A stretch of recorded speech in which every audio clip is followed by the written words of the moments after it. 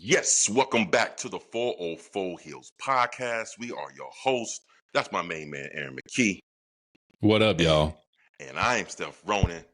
And this is where the truth hurts and our takes hit harder than a lariat. And what we're going to be talking about tonight is going back to the AEW Wrestle Dream reaction reviews. And we're going to go to what has the internet streets buzzing. So with that being said, how you doing today, man?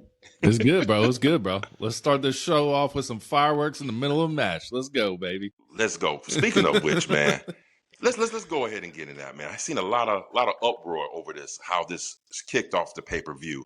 Okay, so for those of you who don't know, who didn't watch, I watched, but the tailgate was an hour before the actual pay-per-view starts, which I think is a smart thing. Shoot it live in the nice arena, full crowd. You can't go wrong. Well, apparently somebody isn't keeping time or something like that. And the match of Kevin Knight, Mike Bailey, Jet Speed versus FTR went over into the actual main pay-per-view. A little bit. Now, to me, I have no problem with this. I thought it was a great intro. I thought it was a night to what to expect. I mean, as soon as the pay-per-view comes on, they're fighting, standing off against each other, FTR and Jet Speed, and then they got firecrackers going off, and they throwing haymakers, and it was a chaotic scene. Yeah. To me, I loved it, but woke up today, and there was a bunch of backlash online about it. Like, what they doing? No one did time this, and Yeah. I'm like, what is going on? Man, what is your thoughts about that, my main man? I was just a little confused because, like everyone knows on this podcast, I ain't watching the tailgate. I'm not watching 5.5 hours. I love wrestling, but I'm watching the meat. I'm watching the steak and potatoes. So I turn it on, and it's like 53 minutes till the start of the pay-per-view. So I just fast forward 53 minutes. I'm like, is this match go? I was like, did they start early or something? So initially, I didn't see the fireworks or nothing because I fast forward that motherfucker. Oh. Then I reversed it and then watched that FTR Jet Speed match. Great match. But I was like, this wasn't on the pay-per-view main card. And then I saw the fireworks. I was like, oh, they did that shit in the middle, bro. They did that shit in the middle. I mean, it is what it is. You didn't get the classic pay-per-view montage start. You just got a match to start it off. And if that ain't AEW, I don't know what is, You said, you took the words right out of my mouth. Man. Yeah. If that ain't AEW, I don't know what is. Now, what has me kind of perplexed is that people online are saying, oh, and even, and I quote, what's her name? She's a wrestler, but she trans, and the native beast, Naya, or something like, I forgot her name, man. But anyway, she said that they just wanted to do that because it's an excuse for them not to have a women's match to start the show. Because the first technical match was Tekla versus Jamie Hayter. To me, I think that's a bunch of bull. That's crazy. I don't think that's the reason why they said, okay, let's go over on purpose because we have a women's match to start the show. I mean, you have the booker. He can, if he don't want a women's match to start the show, he can book something else.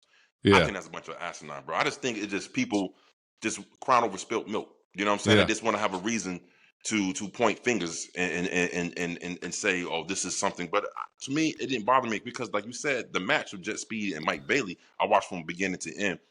That joint was off the chain, bro.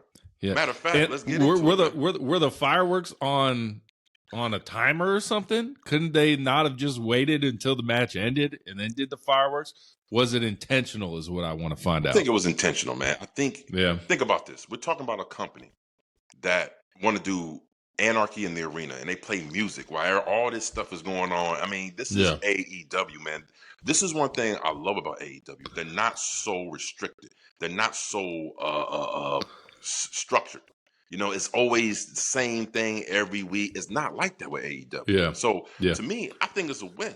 You know what I'm saying? I just didn't understand the backlash about it, man. Yeah. But people just want to cry. People just want to cry. That's all it is, bro. About nothing, man. But with that being said, Kevin Knight, Mike Bailey, FTR, what a banging ass match, bro. I mean, good match. I wanted Jet Speed to win, but damn, I knew they weren't. You knew they weren't going to win. I knew it. I mean, let me preface this because I'm going to say this. There isn't a tag team better than FTR when it comes to being the best heel acts in the game. There isn't not one better pure heel tag teams. I mean, look at them when they come out to the ring. They get in the fights with fans. They tearing out signs. It's like they have real heat. It ain't Yeah. like boo, you're supposed to boo you heat. It's real go away heat. We don't like you type heat. And Stokely is the main reason. Before we talked about on the pod and said why we think Stokely, they don't need Stokely because he's a mouthpiece. Now I know why they got him. Bro, he generates heat for them like nobody other, bro. What'd you think, man? It was a good match. It was a good match. Start or finish the tailgate, start the pay-per-view. It was a great match. Didn't really know the tailgate matches, so it was a pleasant surprise. It was a pleasant surprise. It was. They could have just threw it on the main card. You know what I'm saying? Well, like, we have been kind of critical about Tony in these 500 matches on the card. You know what I'm saying? Yeah. So, I mean, he narrowed it down to 8. But if you watch, the tailgate, there was another 3 more matches on there. And tailgate was off the chain. Like, if you get a chance to watch it, it's actually Collision. Peep it out, bro. It was good. Definitely the women's match. But best heel act in the game, man. I mean, they're not afraid to get heat any kind of way they want to, bro, regardless of who they have to pass to get out there. You know what I'm saying? I mean, this match was great, bro. I gave this match a 9. You know what I'm saying? 9? This match, bro, it was hard hitting, physical, and the transitions were so smooth in and out from this match, man. Stokely playing his part, and then how they ended, so many kicks out in this match, but then at the end, holding on to the feet. Hold on to the feetsies, man. Man, I loved it. I loved it, man. I loved it, man. So, great stuff, man. Yeah. What you give it?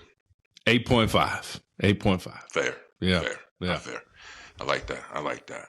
So, I guess to the meat and potatoes. Now we're going to get into the actual start of Wrestle Dream, technically, which kicked off the show with Jamie Hayter and the Toxic Spider, Tekla. Man, now, I was very high on this match going in, and they proved me right. I gave it an 8.5. This was a strong, hard-hitting, and this is 2 physical workers. Jamie Hayter ain't no small fry. Tekla is a small fry, but Tekla will come at you. And to me, I wrote down, this is Tekla's coming out party, because I've never seen her really showcase her skills by herself like this. I thought this match was great, man. I mean, Tekla could be... Some sloppy moments. There was some sloppiness. I think I know what part you're talking about. You're talking about the spot where she had her legs wrapped around her neck, and then she kind of fell down. But that was sloppy. But then guess what? She never let go, and she kept it locked on, and then they worked out of that. But then too, when Tekla did the spider thing into the spear, that it was too rushed. She had like no steps to spear her too. It was sloppy, bro. It was a little slop to it. I initially thought that same thing too until I rewatched the match again, right? And one thing I did like about it was the whole transition of her coming out the spider formation and then boom. She didn't need to have to wind up and run to the ropes and then go. It was spider formation, come and hit you like you don't see it coming. So I think that's what really knocked Jamie Hayter out the win off her, bro. Like I said, I gave this match an 8.5. Yeah, I gave it a 7.8, bro. 7.8 for the slop. For the sloppiness, hey. Yeah. But overall, this match was a good match, though. Yeah, it was a good way to kick off the show. It was a good way to kick off the show. And Jamie Hayter, I hope you saw something out of Jamie Hayter. Jamie Hayter, that girl, bro. She should give you the business. Still boring. Oh, okay. All right. Well, let's talk about something I think you probably will not find boring. And we're talking about Jurassic Express versus your boys. 10 out of 10. 10 out of 10. You owe me a bottle of Woodford. You owe me a bottle of Woodford. No. Because you owe me a bottle of Woodford. You lying. No, I'm not lying. Because I'm going to be honest with you. Because I looked over at my last and said, damn, I owe Aaron a bottle of Woodford, bro.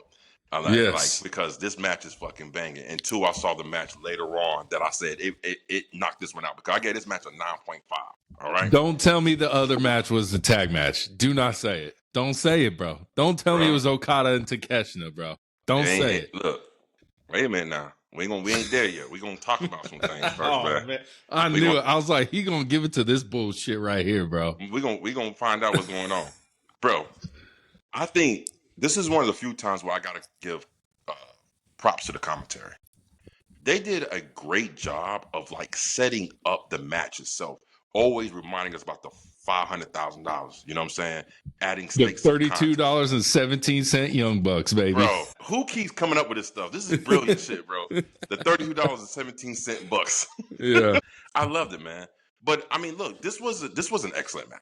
Like, this was great match. Again, it's the Young Bucks, and then you have Jurassic Express. And one thing I did like about this match, usually when you have other people that's smaller than you, right? You have Jack Perry smaller, the Young Bucks smaller than Luchasaurus. The big man kind of feels out of place. Not this match. Luchasaurus was doing some moves, big dog. Luchasaurus was on Luchasaurus time. And that's one thing I liked about it, man. This was a great match. Like, I gave it a 9.5. Like, I honestly thought I had to owe you, but I got to keep it real with me. There's a match on here. I was like, you know what? That's the motherfucker. I gave it 10 out of 10. I gave it 10 out of 10. I also thought when the match ended and they're getting beat up by Don Callis C team or B team or whatever you want to call them, and then Kenny Omega comes out, right? And I was like, this is the opportunity for the Young Bucks to turn face and get some cheers. And what do? They just keep walking to the back. They're like, nah, fam, this ain't us, bro. We're like, we out. We have nothing to do with this. We done, bro. We good. They're too busy focused on the fact they lost $500,000, bro. That's what they focused on right now. They tried to give him a little dough too at the end. Luchasaurus is trying to hand him a little cash. He said, yeah, I'll take the cash. You know? Yeah. But listen, phenomenal match. It is good to see Jack Perry, Luchasaurus, that didn't lose a step. You know what I'm saying? I like this Jack Perry. Hated scapegoat. Love this. But you like Jungle Boy. Yeah. And then one thing about it, have you noticed they don't call him Jungle Boy? They call him Jack Perry. Mm-hmm. Now, I was thinking about this when I saw the entrance of Jurassic Express, bro. I was like, wow. Like, this right here, when everybody's doing it, what does that remind you of? Come on with it, my man. That's why we the 4-4 Heelz, because we know we here, bro. We here. Crowd interaction, baby. You got to have it. Bro, everybody's doing it. And I mean, come on, that's a catchy song. I mean, that's a classic song right there. It is. I bumped it in the car a couple times. I said, oh. I love that song, bro. Hey, so, right quick, nostalgia. When you first hear that song, what's the first thing that you think about? What movie you first think about? Is it Power Rangers? No. I don't know why I think Teenage it was Power Mutant Turtles 3. Fuck, that's right, bro. When they went back in time. Yeah, that's right, bro. Yeah. Yeah.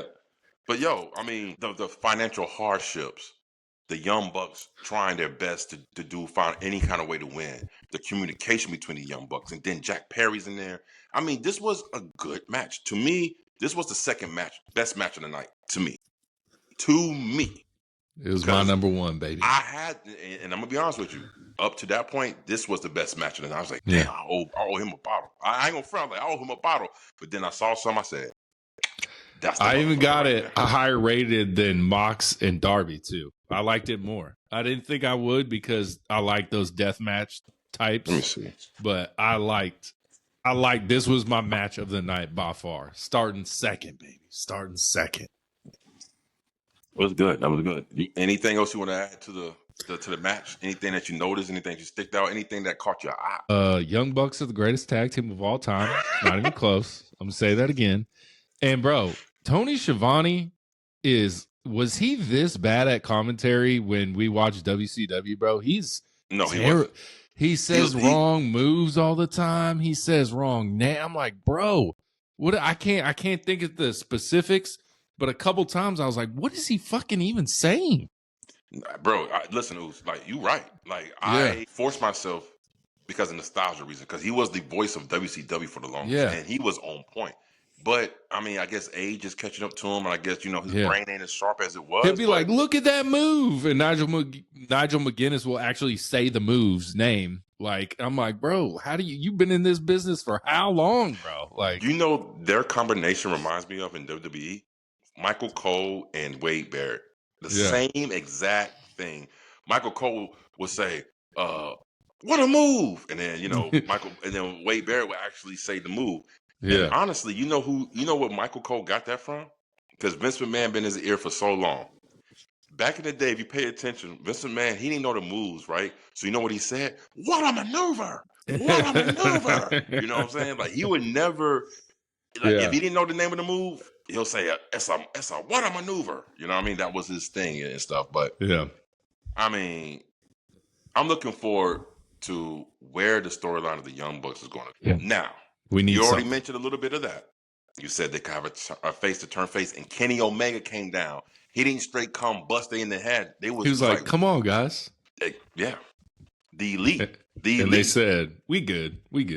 Let me ask you this: as a Young Bucks fan, or do you like this heel persona? You want to keep it going, or are you ready for them to turn baby? As long as they keep putting on these matches, I don't give a shit, bro. I don't care, bro. He's like, I like their persona right now. I wish they get more promos, more like in-ring promos, talk a little shit. But bro, as long as they keep doing matches like this, I am aboard. Look, I take nothing away from the Young Bucks. I got Young Bucks number 2 on my all-time tag team list, behind the Usos. Now, their physicals is the best they looked in their whole career. I've never seen them look so chiseled. You know what I mean? They really put the work in. And I think Jim Cornette kind of got in the ear with that shit, bro. Because Jim Cornette always will bash your body, bro. Because he come from the old school wrestlers like wrestlers. You know what I mean? Jim Cornette's commenting on people's body. That's what you're telling me right now? Yes. Jim Cornette. Yes, Jim Cornette. The old good old corny. I'm sure his body looks phenomenal. Well, I mean, you know, Jim Cornette damn near 70 years old, though, too, bro. You know what I'm saying? Like, shit. But, you know, Young Bucks, Jurassic Express, this was a phenomenal match, bro. And you already said it, like, you thought it was going to be the best match of the night. Now, let's get into another tag match. It was actually a trios match, a tornado match. Let me say something right now. If AEW can make all their trio matches just tornado matches, just do it, because it always ends up as a tornado match. It ends up that way anyway. Yeah, I mean, tornado match. Look at the Young Bucks and that match. It was kind of a tornado tag match, basically. It was. That's the thing about AEW that I can get why WWE people complain about it. They don't give a fuck what the ref says, bro. Ref's like, get out of the ring. They're like, nah, we're good. We're gonna keep fighting, bro. Did you know though? And I just found this out like a couple of months ago, and it shocked me. Did you know that the AEW doesn't do the outside the ring 10 count? They go by the 20 count, just like New Japan Pro Wrestling. Well, I thought that was ROH when it was ROH does it too. They used to do it too. You're right. No, there's something about. Yeah, I think it's ROH does it. So. Yeah, ROH does it. Yeah, he was right. ROH does it with the pure title or something like that. Yeah. And then New Japan does a 20 count outside the ring. And AEW adopted that. Again, for the longest, I'm like, how do they let these people out? It's like longer than 10. But I didn't realize that they go on the 20 count, and I had to do research, and actually New Japan does the same thing. So they do 20 count on outside the ring. So there's a lot of different rules. One day when I'm going to have time, I'm going to sit down and just look up the AEW like rules, because I think we're going this with WWE regular like this is what it's supposed to be, and then we see him. That's how we know. That's our thing with the tables, bro. That's an AEW rule you sent me, but I've only grow up on WWE. You know what I'm saying? So WWE, if you set up a table, throw someone through a table, it's a DQ. AEW, you're allowed to set up a table, throw someone through a table as long as you don't hit them with the table. With the table, right.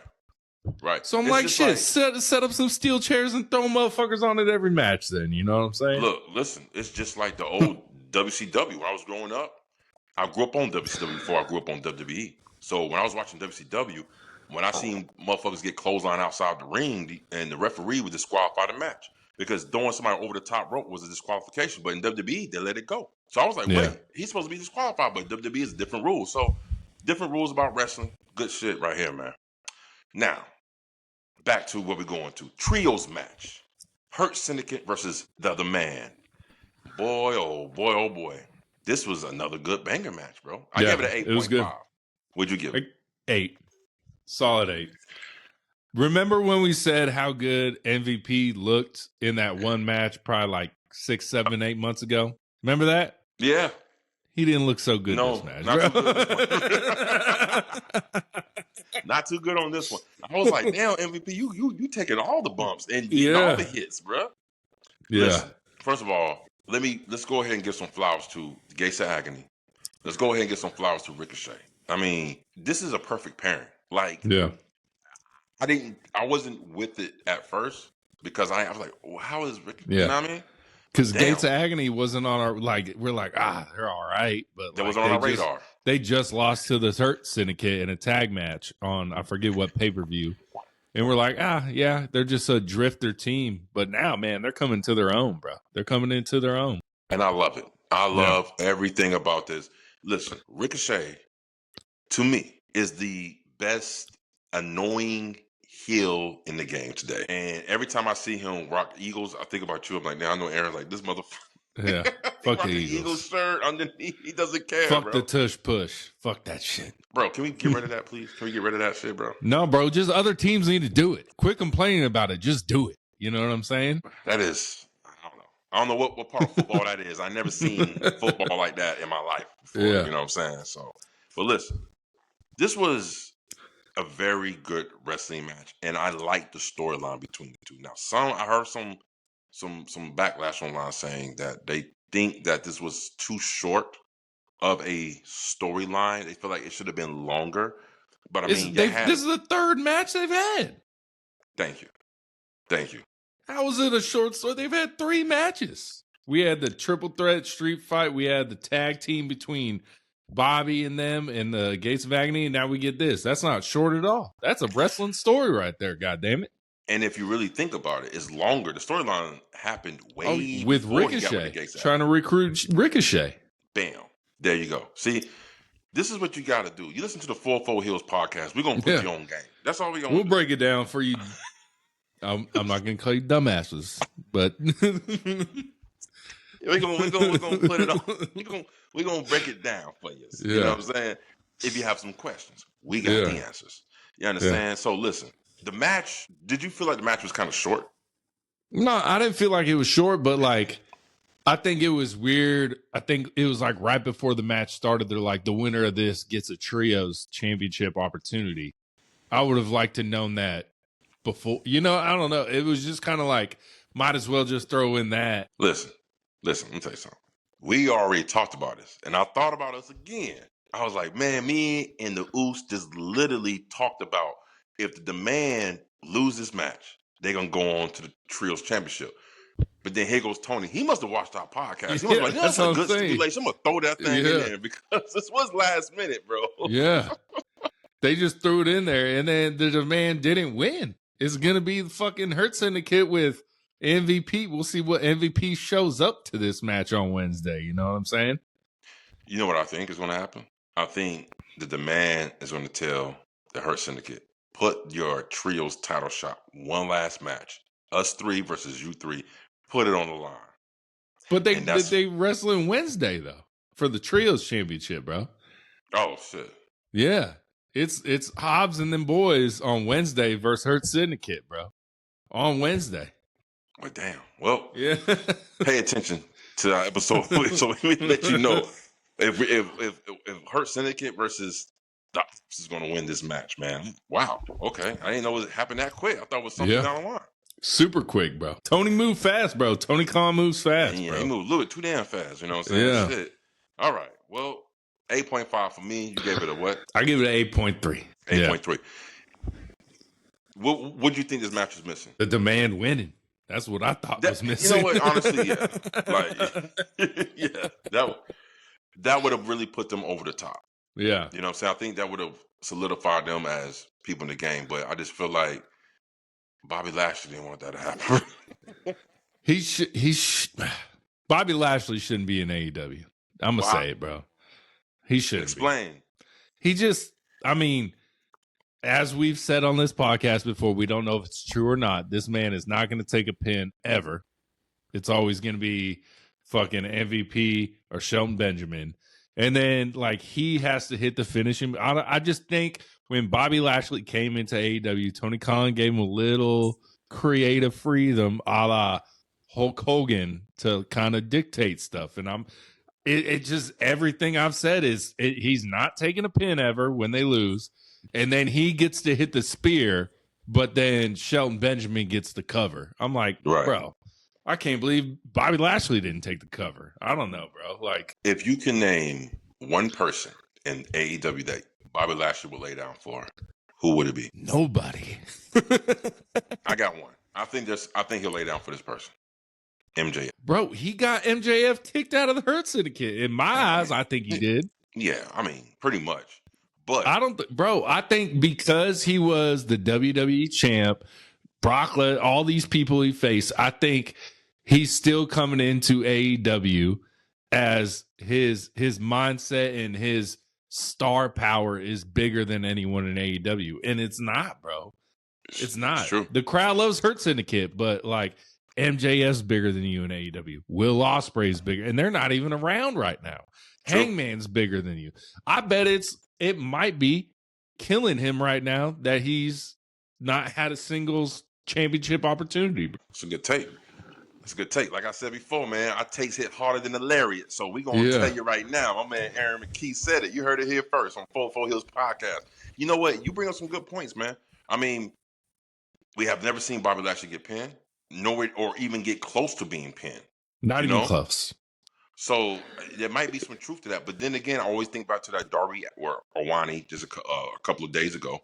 And he said the locker room is great. The cancer's out the locker room. So those stories about MVP, speedball, and all that shit was. Yeah. But, I mean, the locker room is so big, and they might not even, Darby Allin and Bobby Lashley might have never even talked yet. You know what I'm saying?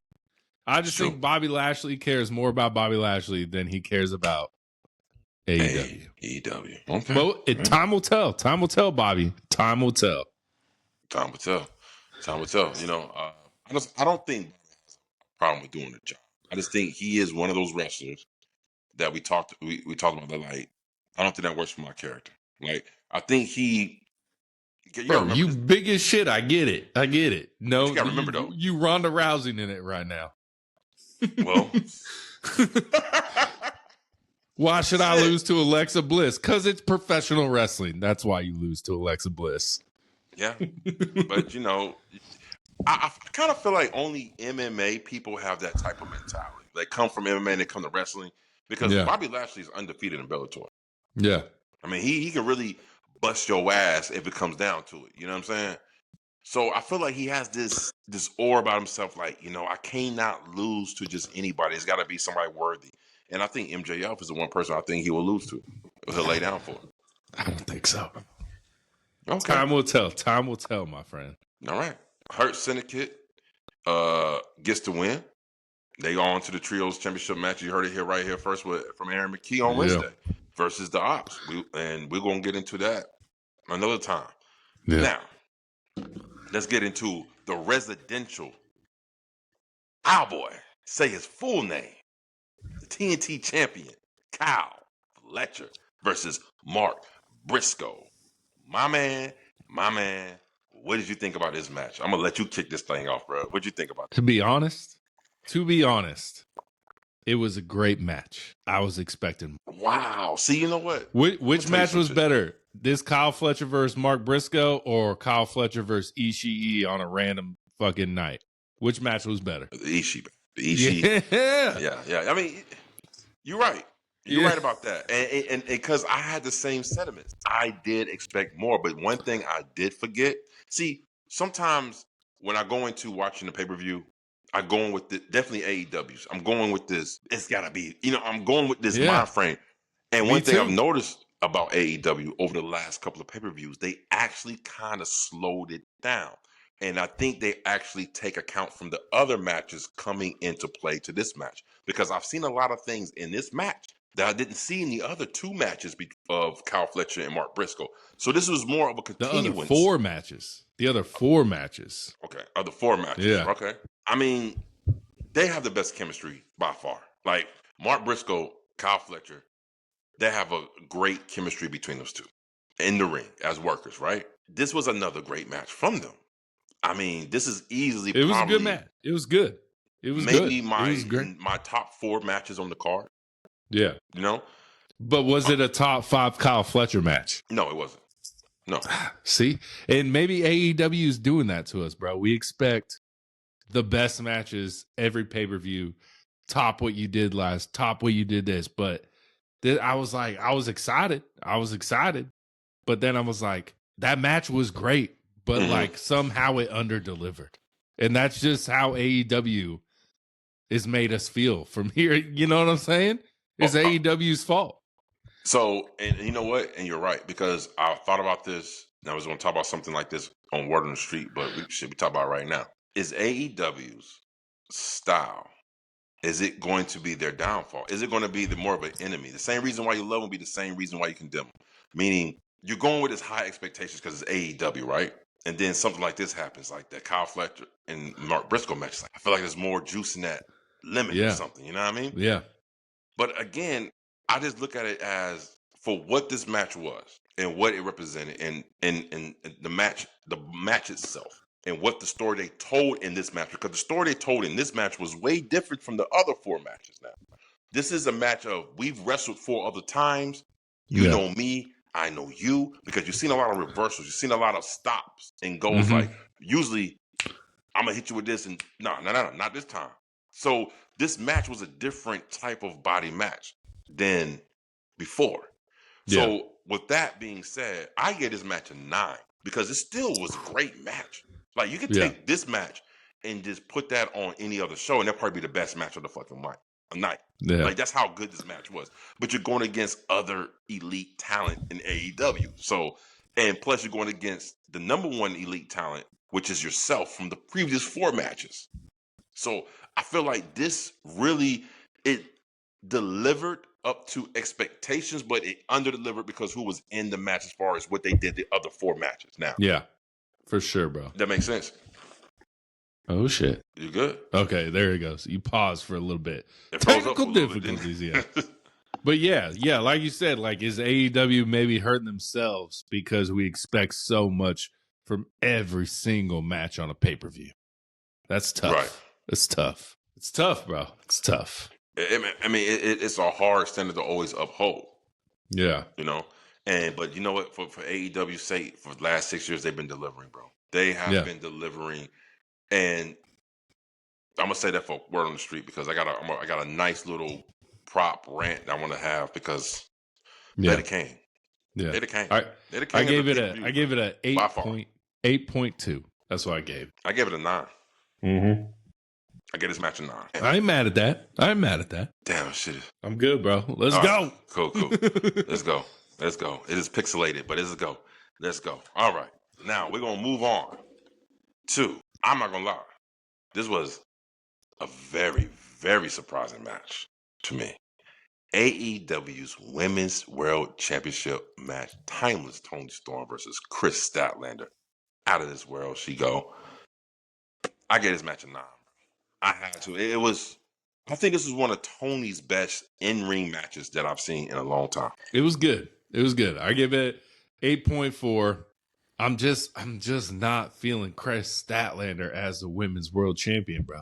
I'm not feeling it, bro. I know that's your girl, bro. I know that's your girl. And you know who's going to take that belt off of her? Mercedes Monet, baby. Let's go. I don't think she's going to do it. I don't think it's going to beat her. I think she's going to lose that title before Mercedes Monet get to it. Well, she gets it at Full Gear, bro. Mercedes Monet gets us the match at Full Gear. Shit, it's a lot of time between now and Full Gear, too. We'll call her 12 belts Monet because she won another one in Canada, bro. Like, wait a minute. So you may tell me, wait a minute. She won it from Mira. She won it from Mira 11. And then I think last night she won 12 in Canada. Bruh, let her keep winning. She, let it. People who are complaining about this Mercedes Monet take on our time. Listen, you're witnessing history. We probably would never see anything like this again.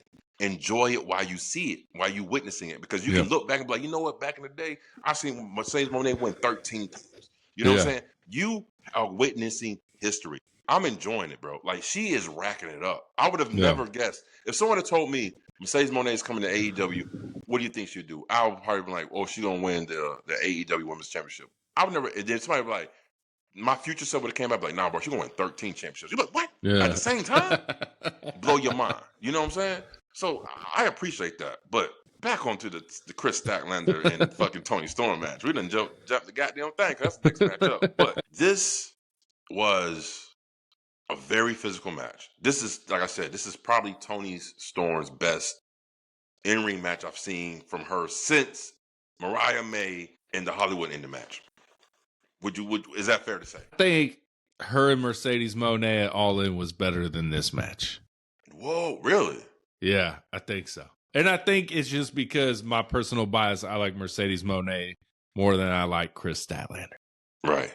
Yeah. So that's fair. Yeah. Well, Chris Statlander was showing us some things in this match. She done did a couple of moves I know you ain't never seen her do before. I know you was like, okay, you had to. Yeah, she was doing some moves. Yeah. But again, I just feel like Chris Statlander was too powerful. Yeah. She's too powerful. She's too strong. And she's a brolic woman. And there was no way that Toni Storm was going to overdo that. And Toni Storm looked lost in the sauce. Now, like I said, I get this match at 9. Where'd you get this match? I keep it at 8. Solid 8. Solid 8. Okay, so we differ. I give it a solid 9. I give it a solid 8 because, like I said, the story that these women told, right? So it was a physical match, right? But it was mostly to shine the light on Chris Statlander to prove that she's a viable champion.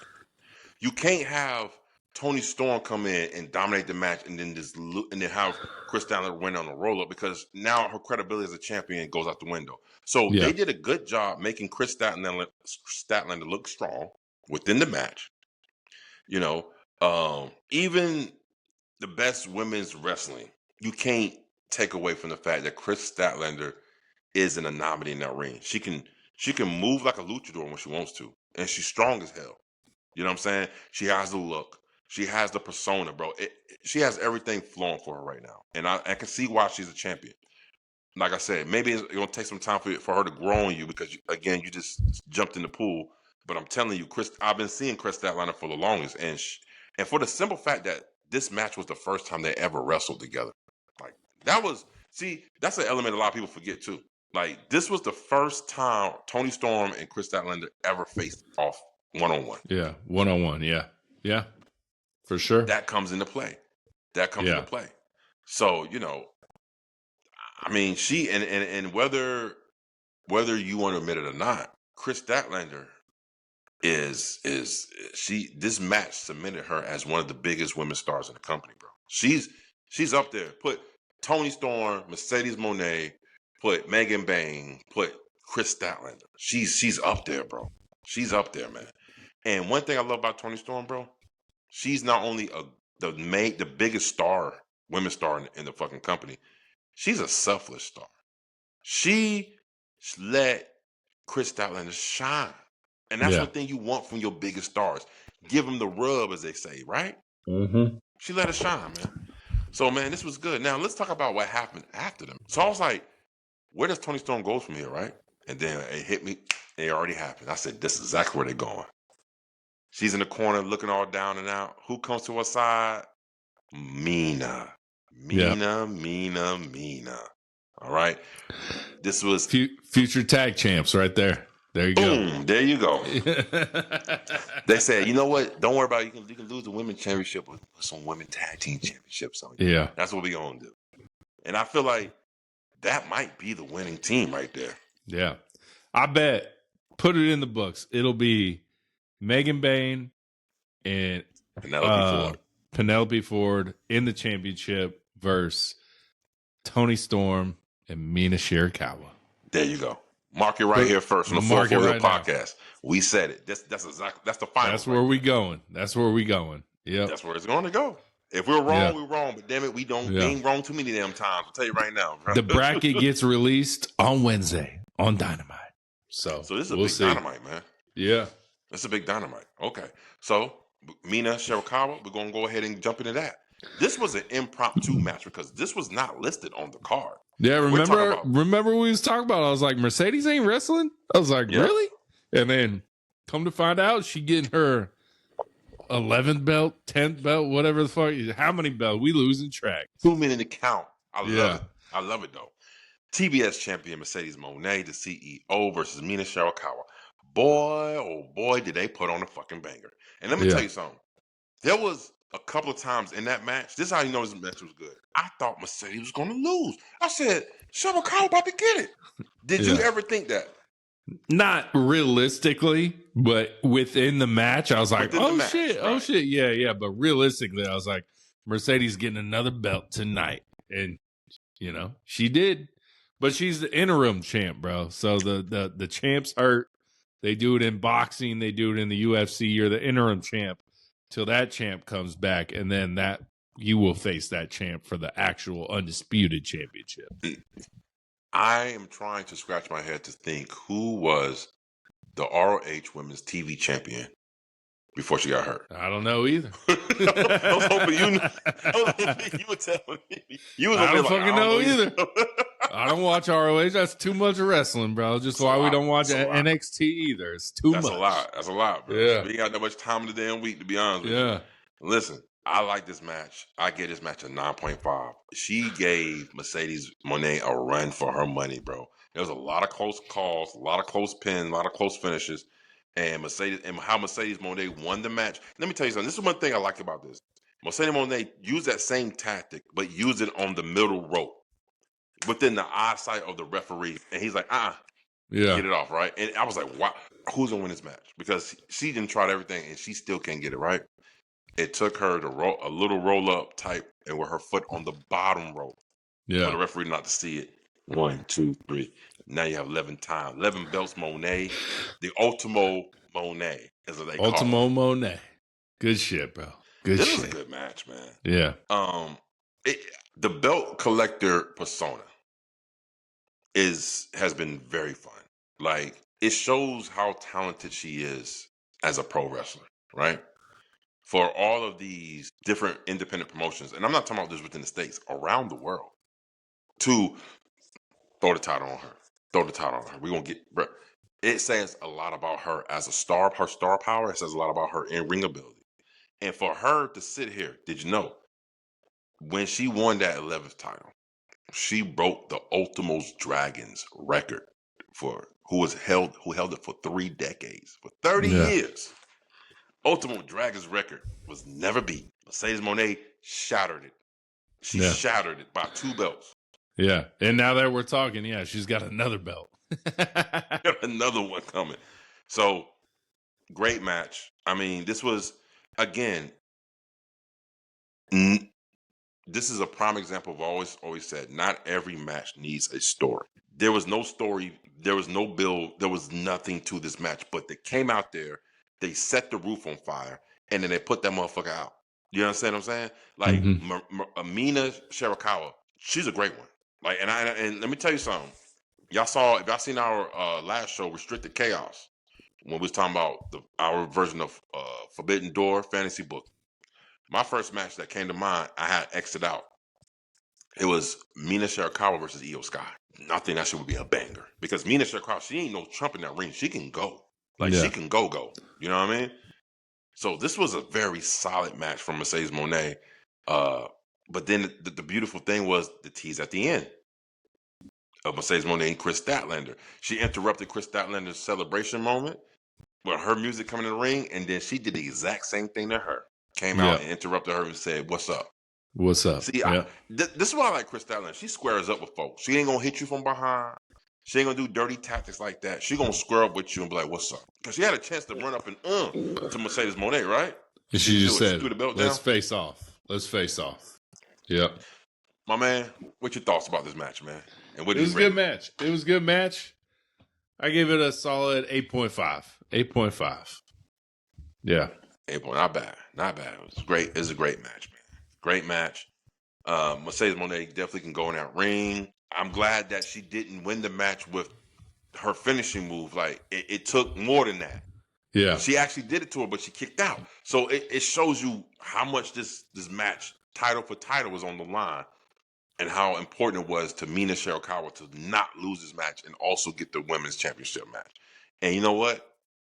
It was a little rub to Toni. You know what I'm saying? Toni, I'm gonna try to get this TBS title for you.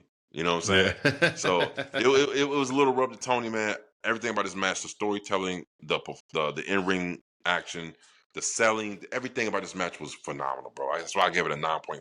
This was easily one of my favorite matches of the night, to be honest with you. Because it was an impromptu match. I wasn't expecting it, but man, it was fucking good. Now, let's go into the tag team championship match between Bro Dito and Takeshita versus Okada. Ooh, boy. Let me tell you something right now, man. This was the first match I gave a 10. I gave a 10 for this match. Was the match went on a little bit longer than it was supposed to? A little bit. But it told a great story, and this match was off the chain. It was not one dull moment. I'm gonna tell you what. My lady was sitting next to me. I was watching. She was downstairs. She watched it. She watched the whole match with me. She said that was a good damn match. I said, damn, baby, really? She told me it was a good match. This match was my favorite match of the night. This was my favorite match of the night. I'm gonna tell you what. Okada did something I ain't never seen that motherfucker do. He impressed me. He did something I ain't never seen that motherfucker do. That shit. When Bandino jumped off the top rope and he drop kicked him out the air. I mean that shit was on point. Like, fire! Yeah, it was a good drop kick. Okada impressed me in this match. That's why I had to get this thing what it was. Takeshita, he's gonna impress. He's gonna do what he does, man, come on, Bandino, Brody King, they're gonna impress me. But Okada impressed me too. This was a great match because the story within the story. They want to get these tag team championships, and then you see Okada. What Okada doing over there? But that motherfucker hit Takeshita, kick like low key pushes him out the ring, and this is why this match to me was the best match tonight because the in reaction was from top to start to bottom was fucking fantastic, right?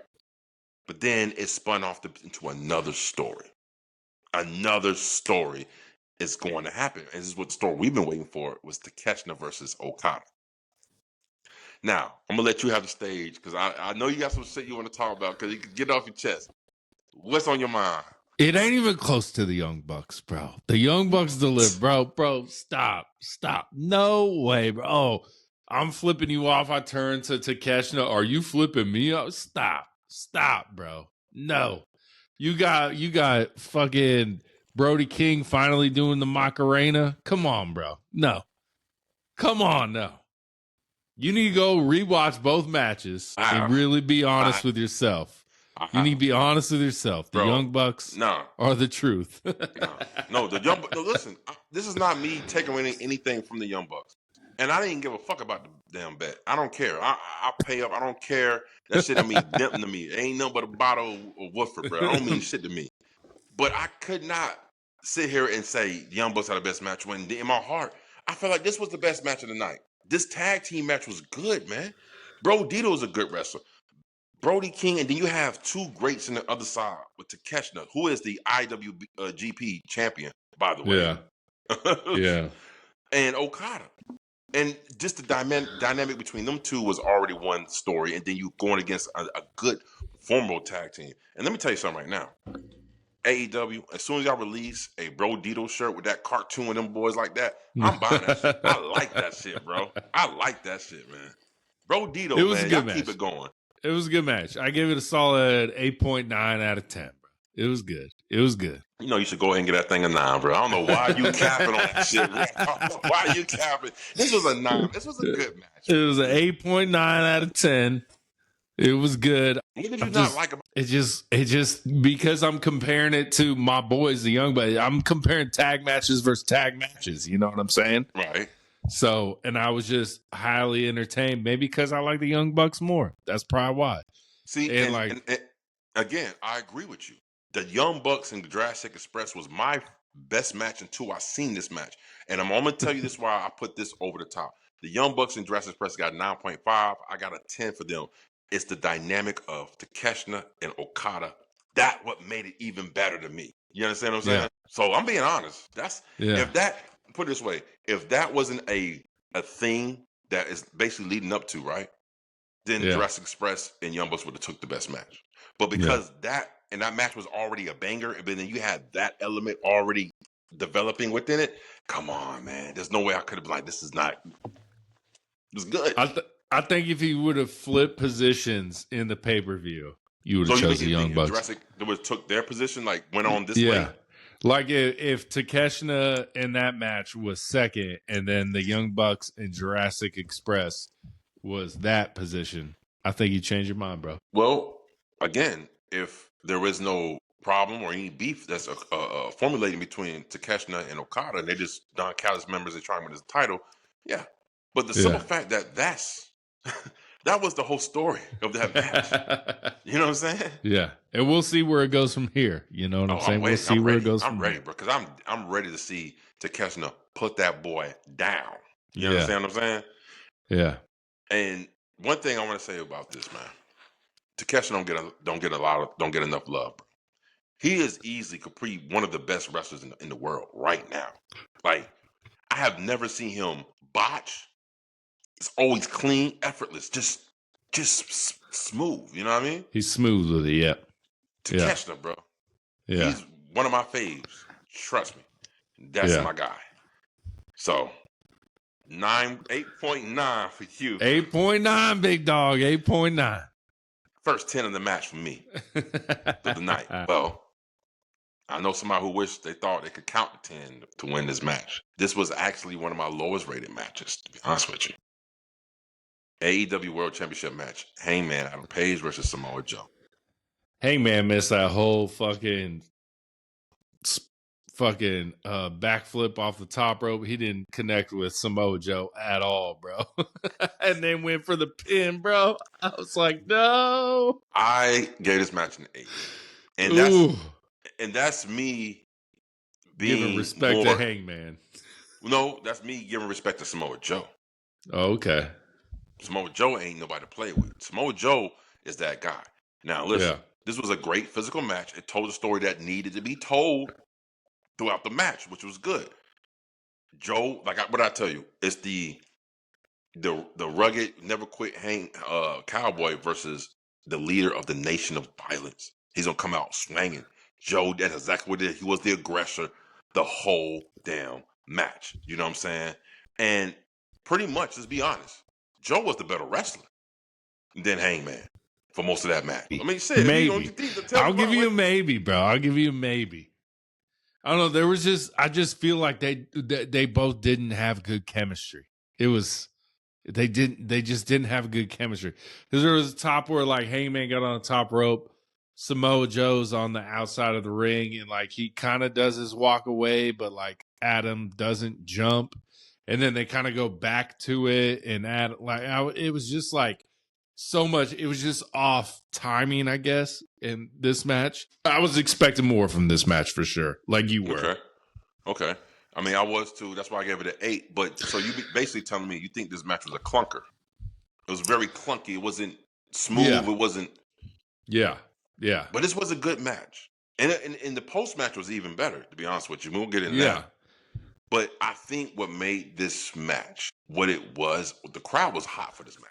The crowd was really behind Hangman. And even Joe, there was getting a lot of Joe. They was going back and forth. Let's go, Joe. Let's go, Hangman. And I think that crowd really added to this match as well. Yeah. So let's talk about the post match, man. What do you think about the post match? What happened afterwards? So are they heels? The fucking Hobbs and the boys are heels now, bro. Out of nowhere, put the whippings on them boys, man. And Hangman ain't got no friends. He ain't got not a friend ever, bro. No one came out to help him at all, bro. Nothing.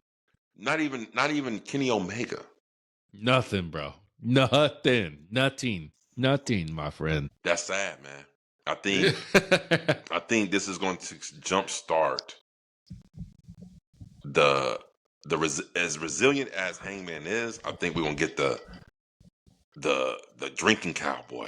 You know what I'm saying? The whiskey swirling cowboy, the one who's tired of being nice. He's gonna give us tweener vibes. You know what I'm saying? Yeah. And word on the street, Strickland is on his way back. Hopefully. And I think maybe Hangman might get involved in this trios championship match on Dynamite. So will he cost the Ops the championship? I don't know if he costs the Ops or it just ends in a DQ or something like that, but Hangman's definitely getting involved on Dynamite. For sure. Okay. For sure. Put it in the books. Hangman versus Samoa Joe. Samoa Joe loses with 3 buckshot lariats. 3 of them. The third one actually knocked him down. And I like that. I like that it happened that way.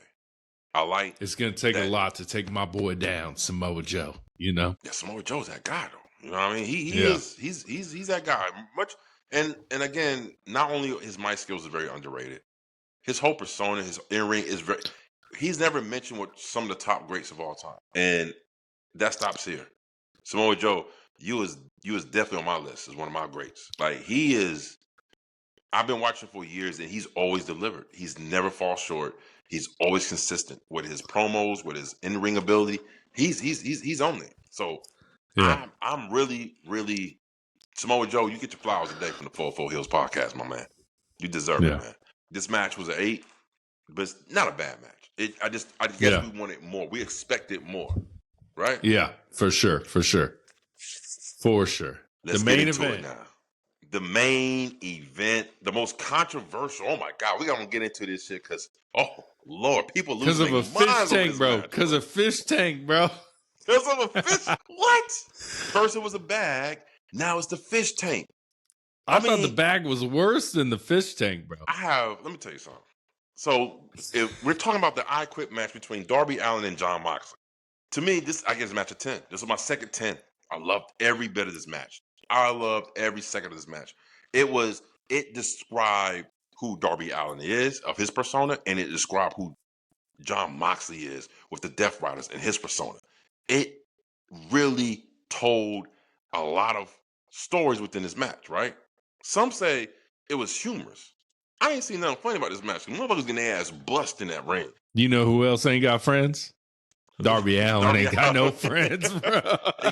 Sting. He had one friend that showed. He had one friend that showed up, but the man came back out of retirement to help the boy. And bro, when that happened, because what did we say? I was like, the only way Darby Allin says I quit is if Sting shows up, Sting's sons, and they're fucking him up, and then Darby Allin. I was like, oh my God, I'm gonna be right, but no, I was not right, bro.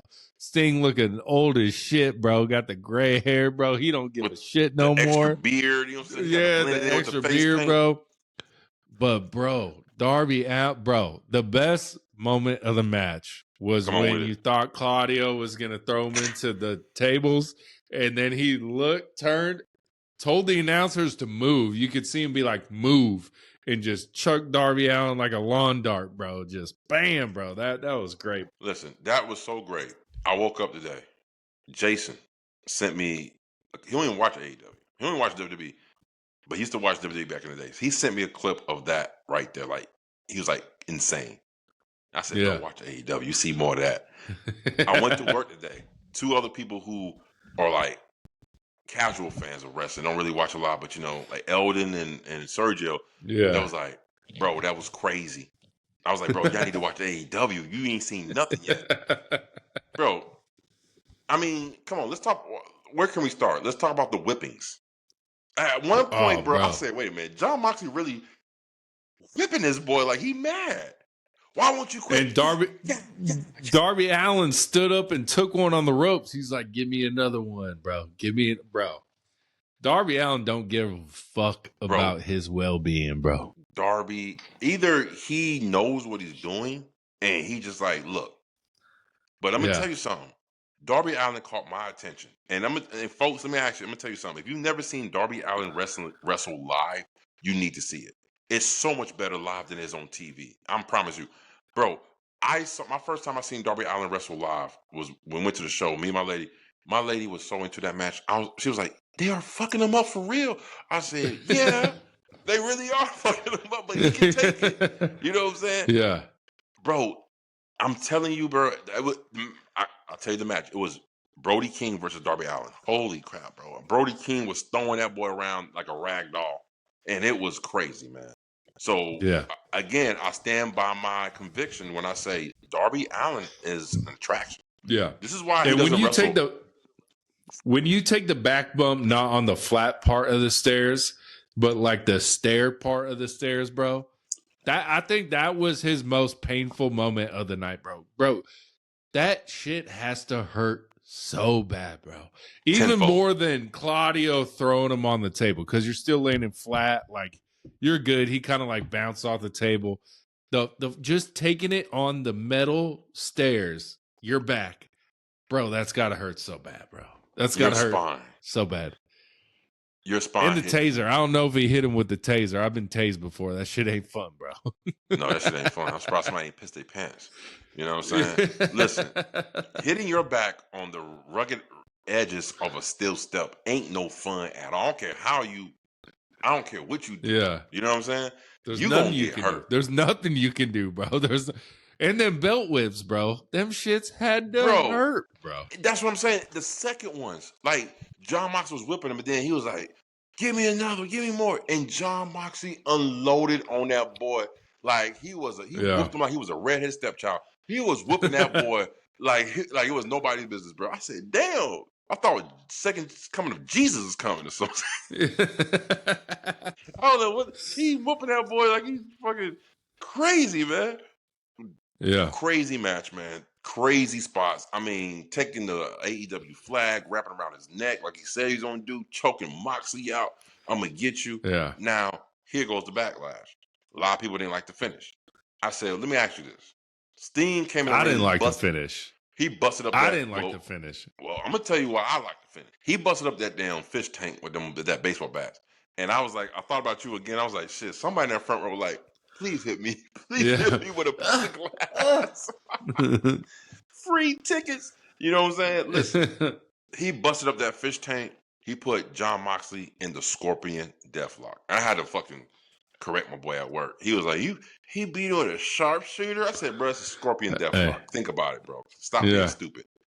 But the Scorpion Deathlock was on top of broken glass in the middle of the ring. I think I was just mad.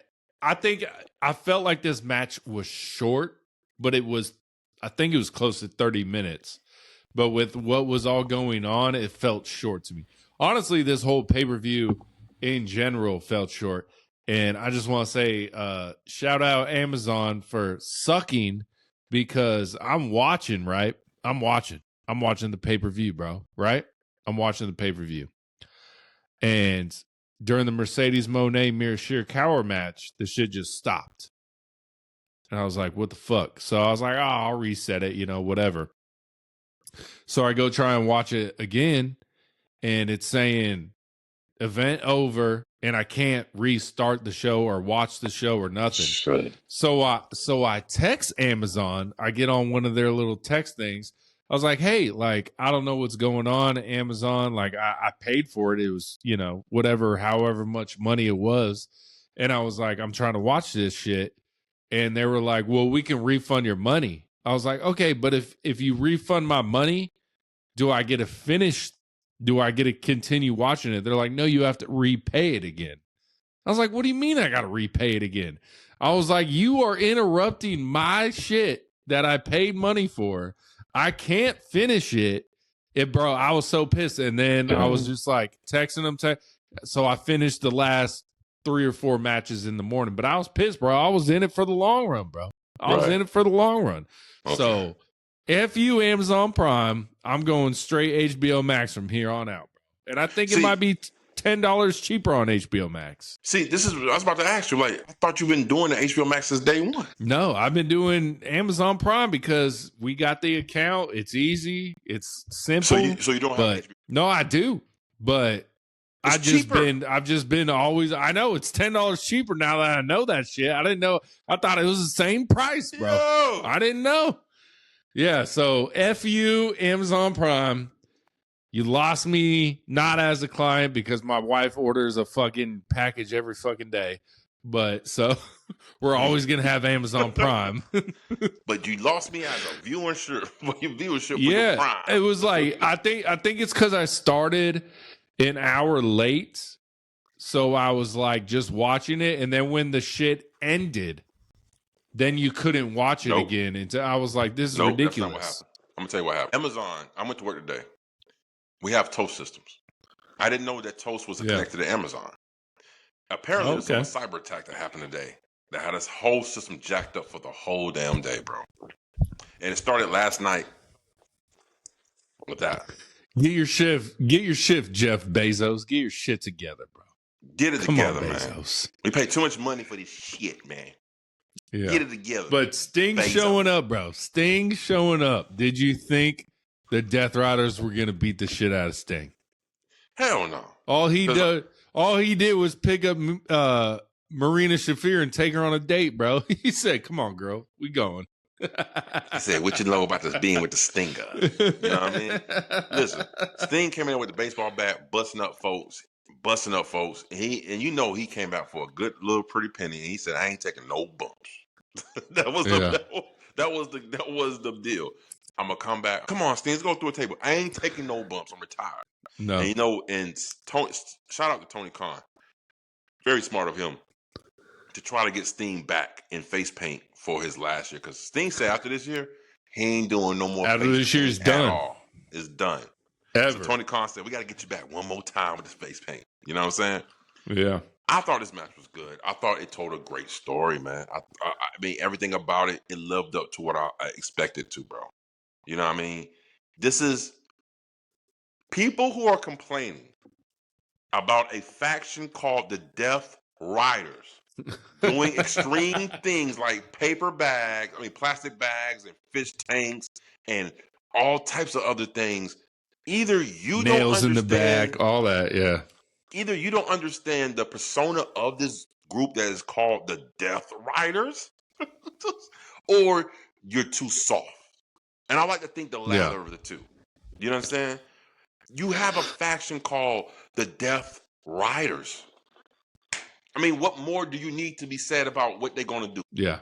I just need the Death Riders to win more death matches. That's what I need, John Moxley. You need to quit losing these matches, bro. Hey, man. Hey, Claudio got him a win on Tailgate. Whooped the hits at that boy. Listen, I don't understand the backlash. And before I even could really finish the match good, I jumped on the fucking social media and I see nothing but this one dude made a whole post saying, this isn't wrestling. This it's not wrestling. Like, did you not see ECW? Did you not see the hardcore matches in WWE? It's death matches. It's death matches, bro. That's what they did. That's John Moxley's favorite matches growing up as a child. Thank you. Death matches. Thank you. So I don't understand why people are so compelled to jump off the fucking woodwork and stand on their soapbox and scream to the high heavens. This ain't wrestling. This ain't wrestling, bro. Listen, let me tell you something, bro. Wrestling is art form, okay?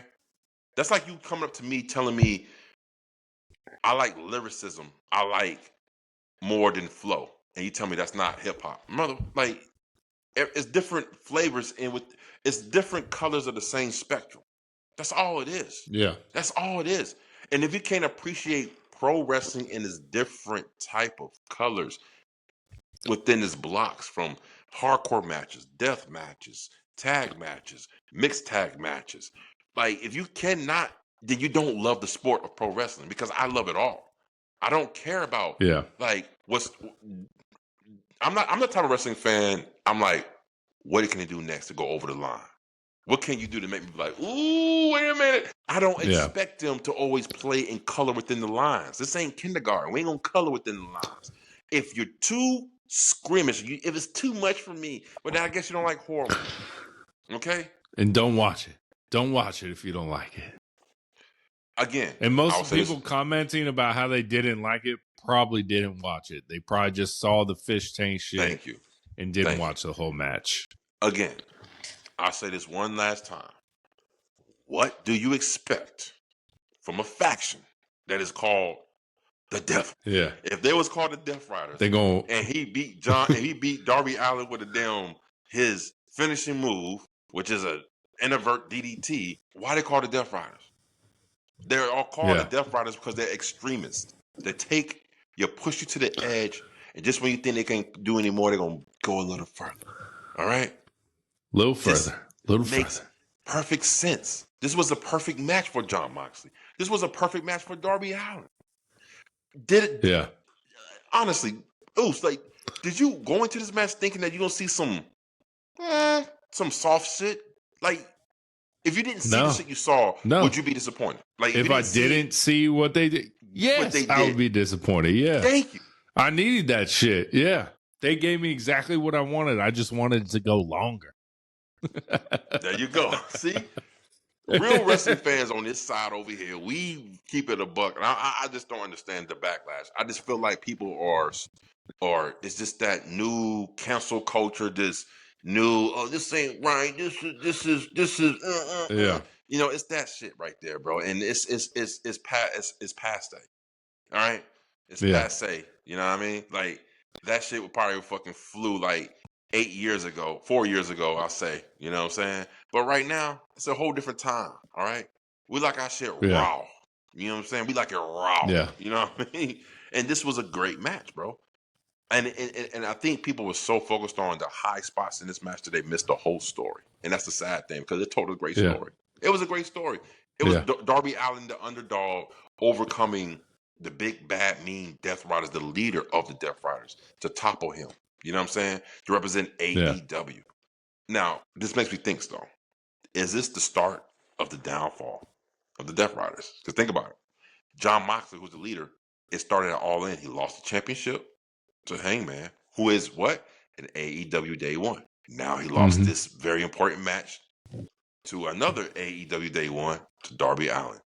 Do you think, my question is to you, this is the beginning of the end of the Death Riders, or do you think this is just something, just a speed bump in the road? Speed bump for sure. Why do you think that? We still got a lot of time with the Death Riders because they're so good. They're the thing. I mean, they're main event in every match. You know what I'm saying? We still got a lot of time with these Death Riders. Still got a lot of time with the Death Riders. Yeah. By the way, the second one of these people turn on John Moxley, that's when it's going to be the death of the Death Riders. That was my next question. See, do you see something like that happening where they kick John Moxley out? I don't think anytime soon. It's not going to happen anytime soon. We still got plenty of time with Death Riders for sure. Okay. Well, let me ask you this. If they do that, who do you see inserting in John Moxley's play? If you could pick one person from AEW to be the leader, the new leader of the Death Riders, other than Moxley, who would you pick? It ain't Daniel Garcia. No. It can't be one of the Death Riders. I make it easy for you. It can't be one of the Death Riders. Oh, it can't be any of the Death Riders. I was going to say Pac. It's got to be somebody else. No, it's only Pac. It's only Pac, bro. It's only Pac could take over the Death Riders. You know who I think? You know, would be perfect for the Death Riders. Who would be actually leader? Samoa Joe. That makes sense. That makes a little sense. Yeah, will fit with the Death Riders. Crazy stuff. He has that same vibe of violence, and more violence. Yeah, so that ain't bad. That ain't bad. I think Samoa Joe drops so if I was a booker, if I want that to happen, this is how I do it. Drop the titles to Hurt Syndicate, bust up the Ops. Joe is in the ear of every other Death Rider. You see Joe backstage with Claudio, Pac, Daniel Garcia, and Yuta, Mina Shafir. He see him back there just, and all of a sudden they all turn on Moxley. Yeah. You gotten soft, Moxley. You've gotten soft. You lost the title to Hangman. You lost to I Quit match to Darby Allin. Keep losing. They need a leader like me. Yeah. I ain't mad at that. Pick another person. Who else could you see? Really, bro? I think it's Pac. I think Pac turns on John Moxley, bro. That's who I see doing it. That's the only thing I can see doing it. There's only one more person I could see in that position other than Samoa Joe. Because he's what called the most dangerous man in AEW, Swerve Strickland. Maybe. But Swerve's too babyface to turn him, bro. Swerve's too babyface. Right now he is. You're right. He is. Right now. But he's always been a tweener for most of his career with AEW. So, you know, I don't know, man. I like it, bro. So, time for our final overall grade of Wrestle Dream. And McKee, what do you give this pay-per-view overall? 8.7. 8.7. I gave it a 9. So we right there. Yeah. We right there. Now, I'm going to follow up that question with another question. Who had the better pay-per-view? Crown Jewel or Wrestle Dream? Wrestle Dream. That's easy, bro. That's easy, bro. I'm trying to get my man for a second, see what he going to say. Crown Jewel, what the fuck? No. That's easy, bro. That's easy. Do you Wrestle Dream all day? Is there any match from Crown Jewel you think was better than any match on Wrestle Dream? And it's a real question, like, because I think there is. I mean, Cody versus Seth was good. It was a good match. I would put it above. Who'd you put it above? I'd put it above. I would put it above Hangman versus Samoa. I definitely would. I agree. Yeah. What about John Cena versus AJ Styles? What would you put that match above? Everything but Mox and the Young Bucks. I'd rather go rewatch that match than any other match. Yeah. Wait a minute. Okay. You said other than the Young Bucks and Jurassic Express and John Moxley and Darby Allin. So you'll put wait a minute. So you'll put AJ Styles versus John Cena above Mark Briscoe and Kyle Fletcher? Yes. You tripping, bro. You tripping. Yes. No. You tripping, Oos. Like, I'm sitting down. I ain't tripping over nothing. You tripping over your thoughts. That's what is going on, man. Like, I would never put that, like, as good as AJ Styles and John Cena was, and I got it. I got it. There ain't no way in the hell that match is better than the fucking tag team match with Brody doing and Takeshita and Okada, bro. Ain't no way in the hell, bro. Ain't no way. I think it is. Oh, man. I think it is. That's crazy work, Oos. That's crazy work right there, man. Mercedes Monet, Mina Shirakawa. Come on, man. Yes. Crazy. Yes. Blasphemy. This is crazy. But yo, you gave it a what overall? What is that? 8.5. 8.5. I get this thing 8.5. I mean 9.5. That's what I gave it. This was a great pay-per-view. 9.5. From start to finish. 9.5. And again, I mean, shit, the Kevin Knight, Mike Bailey, and FTR match is better than the fucking John Cena match with AJ Styles, bro. That shit was fucking banger. That was actually one of the top 3 matches on the damn card. It technically wasn't on the card, bro. Technically, but it got on the card, so shit. And Mercedes Monet and Mina wasn't on the card, but it was on the card. You know what I'm saying? Yeah. This one was good, bro. Was this the best pay-per-view of AEW's out of this whole year? No, it wasn't. Well, I've seen best, but top 5 by far. Wrestle Dream. Yeah. It was good for sure. Production. The crowd was the crowd had a hot crowd in St. Louis. Shout out to St. Louis, man. Y'all did y'all thing on that pay-per-view. Y'all was hot. I mean, y'all really, really came up and showed out, man. But guess what? December 10th, when it comes to the ATL, we gonna show them we're really good, bro. We gonna show them how we really get down, bro. Yeah, we gonna be there. We gonna be there. I have faith in you, bro. You gonna make it, bro. I got faith in you, bro. I got faith in my Oos, bro. You know what I'm saying? But wrestling gods. Great pay-per-view, man. Yeah, I gave this pay-per-view a 9.5. You gave it an 8.5. This was good stuff, man. But either way, AEW is king of pay-per-view. So, to the next time. For sure. We see you again on the 44 Heelz podcast. That's Aaron McKee. I'm Steph Ronin. And we're signing off. Until the next time it will be top 5 WWE storylines of the week, top 5 AEW storylines of the week. Word on the street. Bringing back the classic word on the street. And do we have some words for you guys? So you know what to do, like, comment, subscribe. YouTube and Spotify. Peace. Deuces.